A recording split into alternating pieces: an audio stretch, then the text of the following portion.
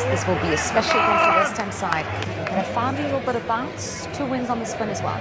Yeah, they have. Chelsea playing at home, you'd expect him to be on the front foot. I was actually doing some work with Behiñd the other day, and he was saying he needs to get results, so he was cracking the whip already. I'm sure he is a proud father though, but like you said before, it's been a great start for Liam. Hopefully this can continue, and it's important, you know, for Chelsea to get this Champions League position, so let's see how this game plays out. How do you want them to approach this game? How they should approach every game at Stamford Bridge. I think on the front foot, be dominant in possession. Players are coming in with an opportunity. They may change looking forward to seeing Cole back, this man in your screen just then. Special player. You know, hopefully he gets back fully fit, but looking forward to seeing him. Here he is. Looking forward to seeing how he can impact this football match. Yeah, overcoming a huge boost for Chelsea. Absolutely, yeah. Options. Look, Liam, look at his bench as well. Pretty strong bench. I'm showing you the ref's POV of the teams just shaking hands there ahead of this London derby at Stamford Bridge. Here is the team news then. We hinted at changes. There is 6 for Chelsea from the side that beat Palace. Liam Delap, Cole Palmer, Jamie Gittins, Joel Hato, Malo Gusto and Alejandro Garnacho all come into the starting 11. Cucurella, Neto, Santos, João Pedro and Reece James all drop to the bench, while Estevão is not in the squad for personal reasons.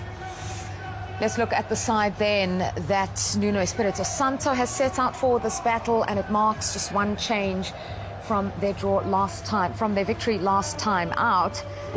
That was against Sunderland. Al-Haji Malik Diouf is into the starting 11.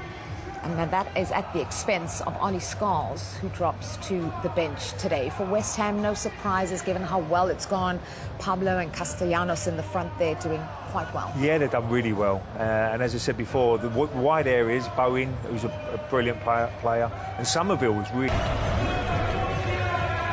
Liam Rosenior, Gary, called this Chelsea's biggest game of the season to follow up the Champions League highs with some Premier League consistency. He says he'll learn a lot about his players here. You've been in this sort of situation, European midweek nights and then Premier League focus before. What's the key to Chelsea's success here? Yeah, I can see why Liam Rosenior has said that. I think that obviously the build-up of games, making 7 changes, a lot of managers talk about their squads, but they don't ordinarily trust them. He does trust them. He's made 7 changes, but it will bring its challenges when you make that many alterations to a lineup. And I think for those Chelsea players, look, I'm looking forward to seeing Gittins and Garnacho. I think it's a big opportunity for them both, and Somerville and Bowen on the other side. And West Ham are in decent form, so I think it's going to be a real struggle, this game. I think it'll be tight. Well, a London derby that 3 weeks ago might have looked like it would be a formality for the home side has certainly taken on a different hue. There is life in those in claret and blue. Lorenzo Fernandez has been blazing the trail in front of goal. It's his best goal-scoring season in the Premier League. He's been firing in from the spot. And in a ever-revolving side, he keeps his place in there. His 150th appearance for Chelsea. Looked a big price tag when he arrived. Looks more value for money now. There's our referee today, Anthony Taylor. You'll see over his right ear that he has the ref cam on today to bring you a unique angle of the action.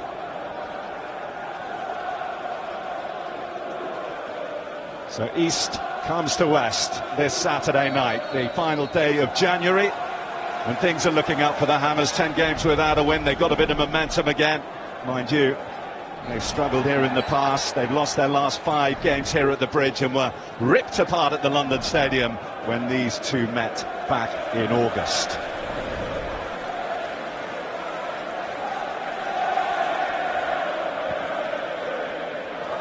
And this Gary, a Chelsea back 4 here. We're used to seeing changes, but this is the first time that they have ever started a match in any competition together, and that's something the West Ham, I'm sure, will be looking to play on.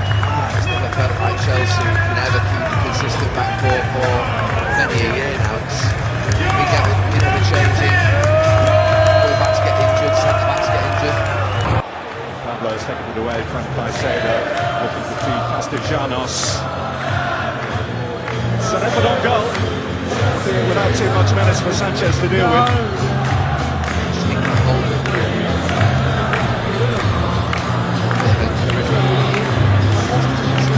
It's not easy.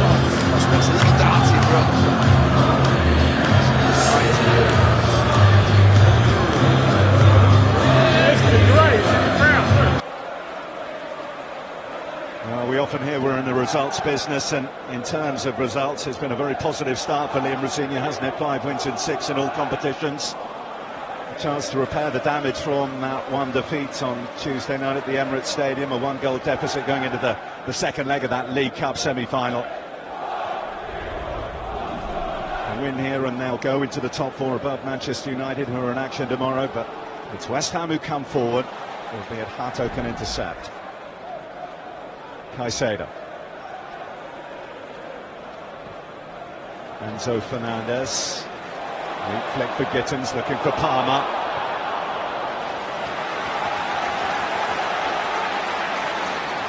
Devo just ran round the ball.